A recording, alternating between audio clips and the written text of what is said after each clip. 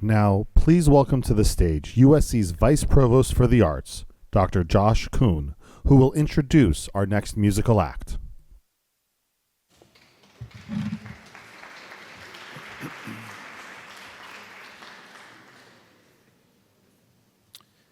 In her 1999 novel, The Museum of Unconditional Surrender, Dubravka Ugresic, who often identified as a post-Yugoslavian writer, someone born in a country that no longer exists, there is a character forced to live outside of their homeland, a Croatian refugee displaced from Yugoslavia that no longer exists, who says this: "An exile feels that the state of exile is a constant, special sensitivity to sound.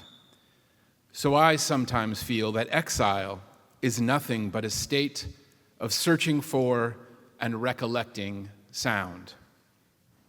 We might agree with this, but also say the following: a displaced person feels that the state of displacement is a constant, special sensitivity, maybe a hypersensitivity to sound. Displacement is nothing but a state of searching for and recollecting sound. But which sounds? The sounds of memory, laughter, and lullabies, of play from the street creeping through the cracked open bedroom windows, the sounds of the kitchen, the sounds of languages no longer spoken, the sounds of voices that can no longer be heard, the sounds of songs sung in living rooms and on street corners, of recordings played on Victrolas, CD players, or Bluetooth speakers, the sounds of bombs and gunfire, of living room doors kicked in, of bodies dragged down staircases and thrown into trucks, the screams of those voices that can no longer be heard. Sounds like the ones heard in the 1949 novella Khirbet Khizet, written in Hebrew by the former Israeli intelligence officer Yizhar Smilansky, about an Israeli army unit that occupies and expels a fictionalized Palestinian Arab town. The village, he writes, that was until then simply a bunch of empty houses engraved in their silence, bursts with the sound of the objects that have lost their soul, the song of human deeds that returns to their care and distortion, the song of an announced sudden catastrophe that froze and remains like a curse, the town full of ghosts of the unburied Palestinian dead. The air is still filled with their sounds, their voices, and their gazes. Sounds like those made by the Armenian singer Zabel Panosian, who in 1917 stepped into a recording studio in New York City, haunted by the genocide of her people 2 years earlier, and turned her new feeling that everyone she knew was dead, that there was no home to go back to, into a devastating song soaked in the horror of catastrophe. Sounds like the ones I heard growing up by my refugee grandparents and my displaced great uncles and aunts, who played songs on their car radios that conjured histories that I wasn't supposed to hear: murdered children and wives, yellow stars and gas chambers, schizophrenia and trauma, and the names of places I barely understood: Salonika, Budapest, Paris, Valheim, Auschwitz. Sounds like the songs of the Muskogee Creek, Cherokee, Chickasaw, Choctaw, and Seminole that echoed through the air of the Indian removals of 1830, the trails of tears of forced relocation that shaped Joy Harjo's poem, By the Way.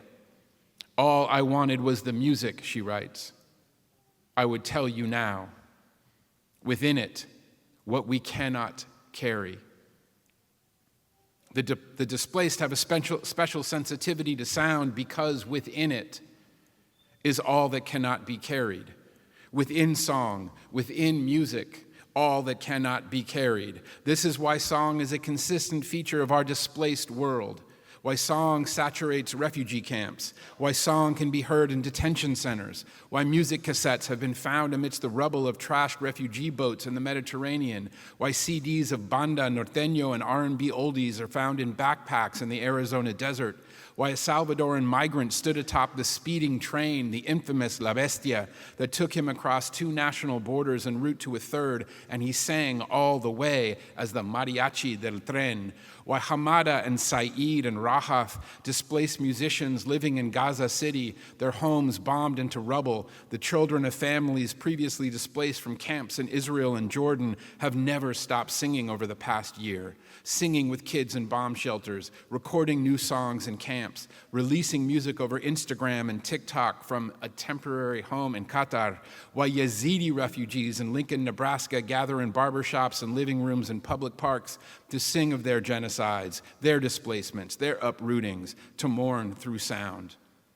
In a book that I've been writing, I call all of these sounds and songs the Migrant Songbook. It's a songbook that never ends. A songbook that, of course, also includes the sounds and songs of Artsakh and the sounds and songs of Lyoka. I left my whole life in Artsakh, he has said. Left myself in Artsakh. I left my first, second, and third ancestral homes in Artsakh. The displaced have a hypersensitivity to sound because it is in songs and music that we carry all that cannot be carried. Because if displacement means not only the loss of home, but the loss of self, then music can be a way of shaping a different home, of building a new self. Displacement is a form of dismembering. It is an amputation. Music is no replacement for Artsakh. Music is no sutured limb, just as it is no replacement for Gaza or Ikrit or Mount Sinjar or Topanga or Cahuenga. But music can be a remembering, an attempt to put something back together that has been broken and severed. Lyoka has said that this is why he can't stop making music, because the war never ends, because the repair is eternal, because the suturing never stops, because the search for sound, the recollection of sound, the sensitivity to sound never stops. Please welcome Lyoka.